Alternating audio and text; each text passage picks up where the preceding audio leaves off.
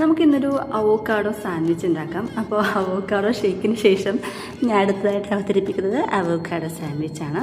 അപ്പോൾ ഇത് ഒരു അവോക്കാഡോ എടുത്തിട്ട് അത് നല്ല പഴുത്തതായതുകൊണ്ട് മുറിച്ചപ്പോഴേക്കും തൊലി മാത്രം ഇങ്ങോട്ട് വിട്ടു പോകണം.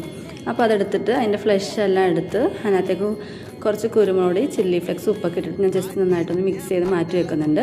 പിന്നെ നമുക്ക് ബ്രെഡും ബട്ടറും എടുത്തിട്ട് രണ്ട് സൈഡും നമ്മുടെ ബ്രെഡിൻ്റെ രണ്ട് സൈഡും ബട്ടർ തേച്ച് കൊടുത്ത് നന്നായിട്ട് രണ്ട് സൈഡും നല്ല മൊരിച്ചിട്ടെടുത്തിട്ടുണ്ട് കേട്ടോ, രണ്ട് സൈഡും.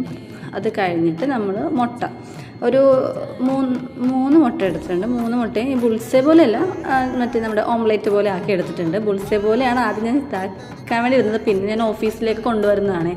അപ്പോൾ പിന്നെ ഇവിടത്തോളം എത്താൻ നേരത്ത് അതിൻ്റെ ഉള്ളിൽ മറ്റേ യെല്ലോ അതൊക്കെ പൊട്ടി വെറുതെ അലമ്പാവും. അതുകൊണ്ടാണ് ഞാൻ പിന്നെ ഓർത്ത് നമുക്കത് ഓംലേറ്റ് ആക്കി എടുക്കാമെന്ന് ഓർത്ത്.